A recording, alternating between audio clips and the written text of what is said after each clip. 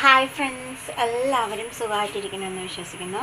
ഞാനിന്നിവിടെ തയ്യാറാക്കാൻ പോകുന്നത് ഗണപതി നാരങ്ങ കൊണ്ട് ഒരു കറിയാണ് ഉണ്ടാക്കാൻ പോകുന്നത്. അച്ചാറ് പോലെ മഴക്കാലത്തൊക്കെ ഉപയോഗിക്കാൻ പറ്റിയ, എടുത്ത് വെച്ച് ഉപയോഗിക്കാൻ പറ്റിയ ഒരു അടിപൊളി കറിയാണ്. അച്ചാറെന്ന് വേണമെങ്കിലും പറയാം. ഒന്ന് ലൈക്ക് ചെയ്യണേ, സബ്സ്ക്രൈബ് ചെയ്യണേ, തൊട്ടടുത്ത് കാണുന്ന ബെല്ലൈക്കൺ കൂടി ഒന്ന് പ്രസ് ചെയ്യണേ. ഇനി വേഗം അതെങ്ങനെയാണ് ഉണ്ടാക്കണം നോക്കാം. അതൊന്ന് കട്ട് ചെയ്യാം.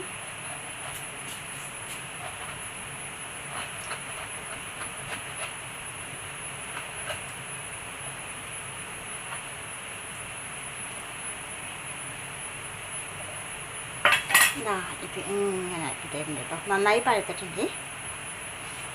ഇതൊന്ന് ചെറുതായിട്ട് കട്ട് ചെയ്യണം.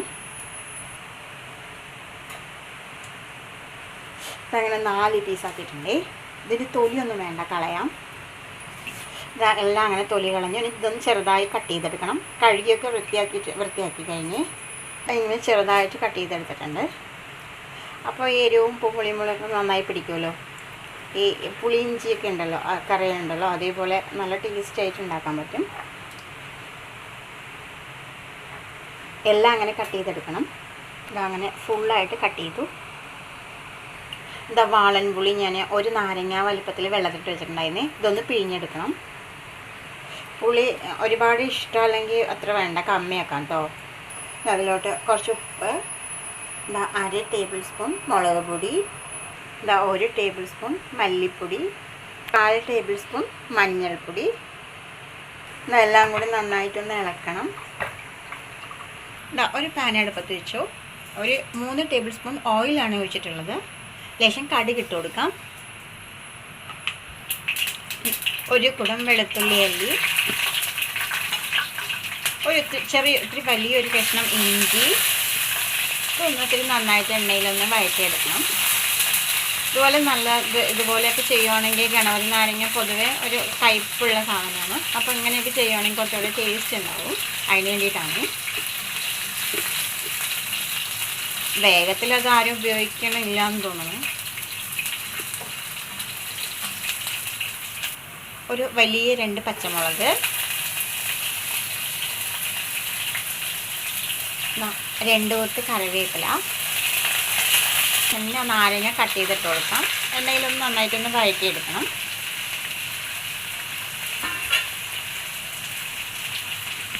ഹൈ ഫ്ലെയിമിൽ വെച്ചിട്ട് തന്നെ ഒന്ന് ഒത്തിരി നന്നായിട്ട് ഇളക്കി കൊടുത്താൽ മതി. അങ്ങനെ വഴറ്റിയെടുക്കാം.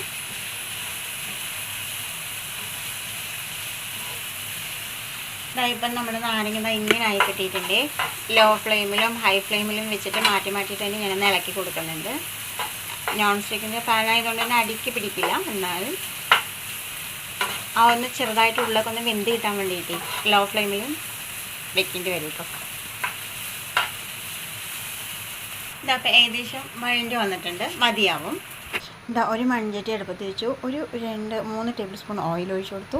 ലേശം ഉലുവ, ലേശം ഉഴുന്നാണ്, ഉഴുന്നുപരിപ്പ്,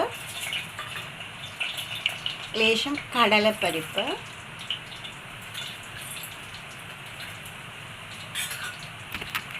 ഈ പുളി വെള്ളം ഒഴിച്ചു കൊടുക്കാം. ഇതൊന്ന് തിളയ്ക്കട്ടെ, മൂടി വെച്ച് കൊടുക്കാം. ഇപ്പോൾ അത് നന്നായിട്ടൊന്ന് തിളച്ചിട്ട് അതിൻ്റെ ആ പച്ചമണമൊക്കെ നന്നായി പോയിട്ടുണ്ട്. മുളക് പൊടി, മല്ലിപ്പൊടി, മഞ്ഞൾപ്പൊടി, അതിൻ്റെയൊക്കെ. ഇനി നമുക്ക് ഇതിലേക്കോട്ട് അത് കൊട്ടിക്കൊടുക്കാം.